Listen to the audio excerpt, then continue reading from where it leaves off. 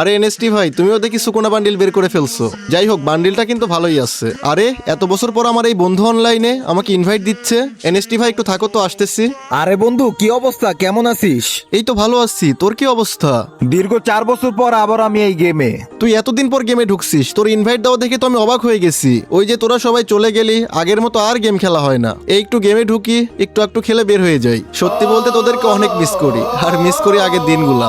আচ্ছা বন্ধু, চল না একটা গেম খেলি। তোর সাথে অনেক দিন হয়ে গেল গেম খেলা হয় না, আর এটাও দেখি যে গেমের ভিতরে কি কি পরিবর্তন আসছে। আচ্ছা ঠিক আছে, স্টার্ট দে। বন্ধু চল পিকে ল্যান্ডিং করব। তোর মনে আছে আগে আমরা সব ম্যাচে পিকে ল্যান্ডিং করতাম, আর আমরা পিকে নামলে আমাদের সামনে কোনো স্কোর দাঁড়াতেই পারতো না। সবকিছুই মনে আছে, এগুলা কি ভোলা যায়? কি রে বন্ধু, তুই এটা আমাকে কোথায় নিয়ে আসলি? কই আবার নিয়ে আসলাম? তুই না আমাকে পিকে নামাইতে বললি? কি বলিস? এটা পিক মানে? আমাদের পিক তো এরকম ছিল না। হ্যাঁ ঠিক বলেছিস, ওই সময় পিকটা এমন ছিল না। এই আপডেটের পর শুধু পিক না, দেখ পিকের নামও চেঞ্জ হয়ে গেছে। আচ্ছা যাই হোক, আমি তো মরে গেছি। তুই একটা ভালো জায়গা দেখে ক্যাম্পিং কর, না হলে আমার জন্য তুইও মাইনাস খেয়ে যাবি।